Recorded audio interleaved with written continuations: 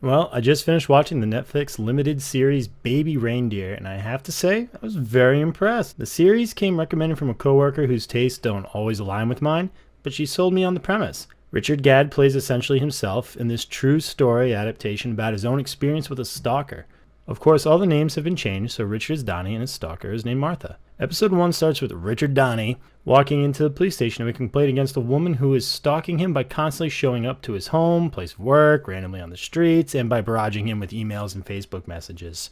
When asked for how long this has been going on, he answers 6 months, to which the officer and the audience both kind of ask, why did he let it go on for so long? We then get a flashback to the inciting incident, and everything progresses from there. What follows is kind of an intense and personal journey for our flawed Richard/Donnie and his bizarre, almost like codependence on his stalker Martha. I won't get into the specifics of the story, as experiencing these events unfold across 7 half-hour-ish episodes is kind of the whole point of the series. What I will say is that this story is absolutely brought to life by our leads, though. Richard playing himself runs a gamut of emotions throughout this ordeal, and we all feel his empathy, confusion, anger, and oftentimes shame that comes with this traumatic tale. Knowing that he's essentially reliving his own tumultuous past on screen adds what I would consider a bit of extra depth to an already fascinating kind of story and reliving of his own trials and tribulations. The standout, however, has got to be Jessica Gunning as Martha.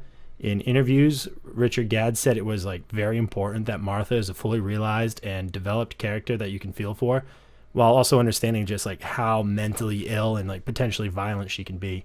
I think she nails it. I was very impressed. I was kind of reminded of a slow burn version of Kathy Bates from Misery, only without the confines of the ever-escalating threat that a movie script demands. Jessica gets to infuse Martha with so much empathy that there are often times where you feel sad for her, which is something the show kind of opens with. She's at times very pathetic, and at times clearly unmoored, and at times just kind of a boogeyman phantom that could be behind any corner, because she's always kind of present in the mind of the viewer, and that's a testament to really good writing. I mean, this show really could have been very surface level, very shallow, or as most things are today, undercut with humor, even if it's undercut with too much dark humor. But to Gadd's credit, he really focuses on the lingering effects of trauma and how easily broken people can be. I'd heard this show was uncomfortable, and it is, but the writing is layered and complex, and by the end of it, you're pretty much as exhausted by everything as our characters have been. It really is quite a roller coaster ride of emotions being portrayed on screen, and I found myself actually quite invested in it.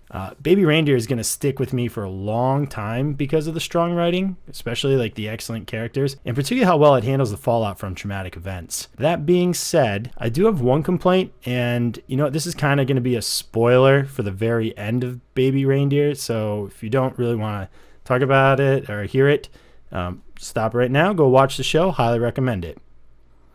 Alright, so my complaint here is with the ending of Baby Reindeer. We see that Richard/Donnie has developed a bit of an obsession with trying to figure out why, the why of Martha, including a scene where his ex, who arrives to see him, has been making, she comes to see him because he hasn't left his room, and it turns out he's been making a timeline on the wall, as well as cataloging all of his interactions, and he's got a whole file system of voicemails that Martha sent him, and he's compiling them based on emotional tone. The audience is smart, and we get that he is maybe only a crowbar separation from being as obsessive as Martha, only without necessarily being as extreme, but he's definitely as obsessive. And they may be more similar than he had first realized, which is why I don't really care for the absolute final scene where he's in this bar and Richard/Donnie is listening to Martha, where she explains the significance of calling him Baby Reindeer while he sits crying. The bartender hands him his drink, tells him the cost, and whoa, surprise, surprise, Donnie doesn't have his wallet. The bartender kind of looks at him and says, no worries, it's on me. And then,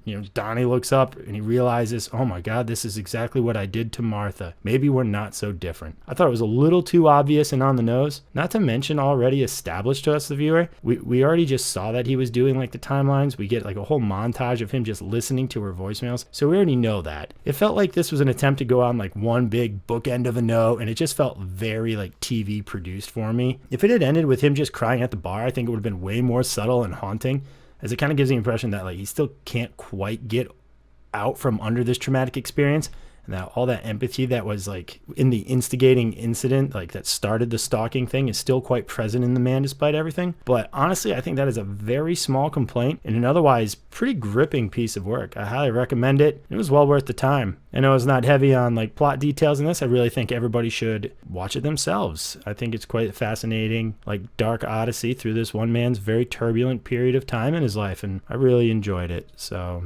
anyways, thanks for listening. Till next time.